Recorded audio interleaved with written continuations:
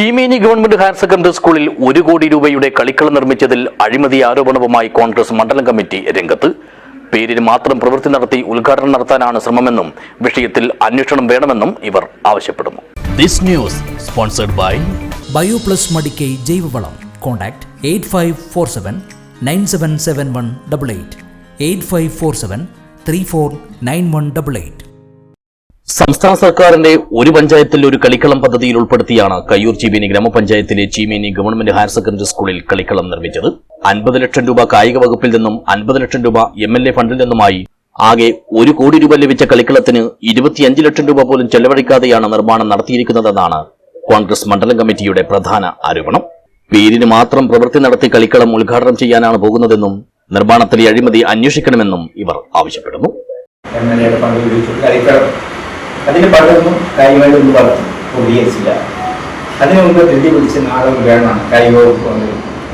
അത് പ്രാദേശികാവാസികൾ, സ്കൂൾ കുട്ടികളുടെ പേരൻസ് ഒക്കെ അതിന് വളരെ എതിർപ്പ് പറഞ്ഞതിൻ്റെ അടിസ്ഥാനത്തിൽ ഞാൻ കളിക്കളം സന്ദർശിച്ചു.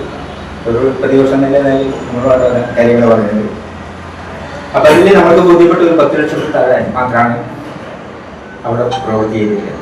എന്തിന് ഏറെ പറയുന്നത്, അവിടെ ഉപയോഗിച്ചുകൊണ്ടിരിക്കുന്ന കളി സാമഗ്രികളായ കൊക്കോ പോസ്റ്റ് അതുമാതിരിയുള്ള സാമഗ്രികൾ വരെ അതിൽ നിന്ന് ചോദിക്കുന്നു.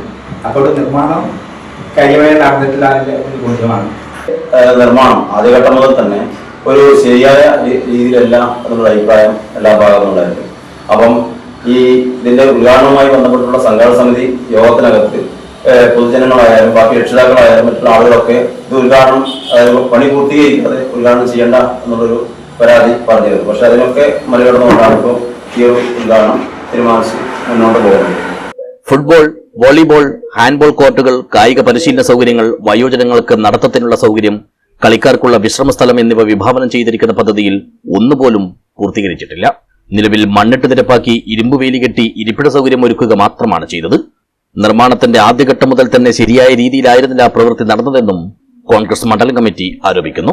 ചെറുവത്തൂർ പ്രസ് ഫോറത്തിൽ നടത്തിയ വാർത്താ സമ്മേളനത്തിൽ മണ്ഡലം പ്രസിഡന്റ് A. ജയരാമൻ, INTUC സംസ്ഥാന കമ്മിറ്റി അംഗം TV. കുഞ്ഞിരാമൻ, ബ്ലോക്ക് വൈസ് പ്രസിഡന്റുമാരായ TP. ധനേഷ്, TP. ശ്രീവത്സൻ എന്നിവർ പങ്കെടുത്തു.